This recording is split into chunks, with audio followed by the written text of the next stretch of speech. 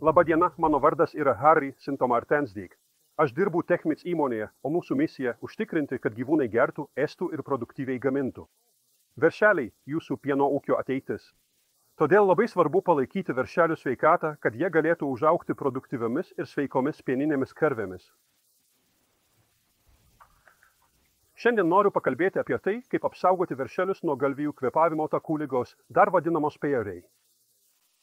Tai yra bendrinis veršelių kvėpavimo takų infekcijos pavadinimas ir viena iš pagrindinių veršelių mirtingumo bei išbrokavimo priežasčių pieno ūkyje.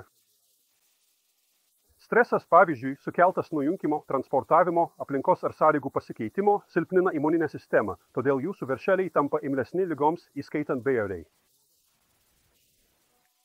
Prieš pasakodamas, ką galite dėl to padaryti, pirmiausia keletas faktų. Nuo 12 iki 30% veršelių serga PRA.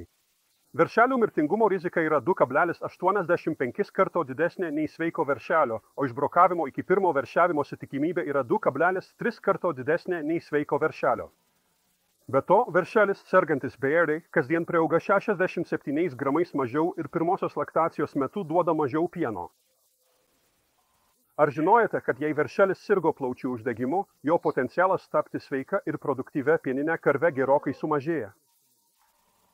Taip yra todėl, kad plaučiuose susiformavo randinis audinys, kuris sumažins jos produktyvumą ir gyvenimo trukmę.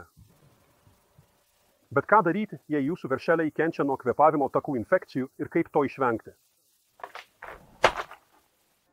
Respirit yra suspaustas patentuotas botaninės kilmės ingredientų mišinys, skirtas kvėpavimo problemoms palengvinti, jis skystina gleives ir atveria plaučius. Jis malšina skausmą, veikia antimikrobiškai ir pasižymi prieš uždegiminiu poveikiu. Be to, jis yra skanus, skatina apetitą ir gerina žarnyno sveikatą. Respiris galima naudoti prieš ir po transportavimo, nujunkimo metu, pergrupuojant ar keičiant aplinką, taip pat esant kitiems streso veiksniams, silpninantiems imuninę sistemą. Respiris tinka veršeliams nuo 3 savaičių amžiaus ir yra supakuotas į 5 kg sandarius maišelius. Veršeliams sveriantiems mažiau nei 100 kg duokite po 25 gramus vienam veršeliui per dieną, mažiausiai 10 iš eilės einančių dienų. Veršeliams sveriantiems daugiau nei 100 kg duokite papildomai po 25 gramus vienam veršeliui per dieną už kiekvieną papildomą 100 kg, o stresiniais laikotarpiais šią dozę padvigubinkite.